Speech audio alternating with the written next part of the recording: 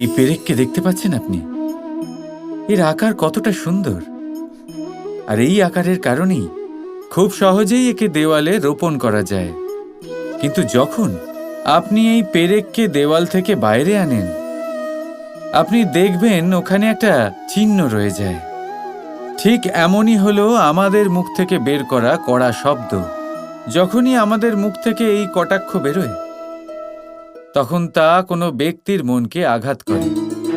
আর তারপরে আপনি যতই তার কাছে ক্ষমা চান না কেন, কিন্তু তাও তার সেই ঘা পূরণ হয় না। আপনার বলা সেই কথা, সেই কঠোর চিহ্ন ওই ব্যক্তির মনের দেওয়ালে খোদাই হয়ে থাকে। সেই জন্য আমি সবসময় বলি, এই শব্দের শক্তিকে আপনারা বুঝুন, এর মাহাত্ম্যকে বুঝুন।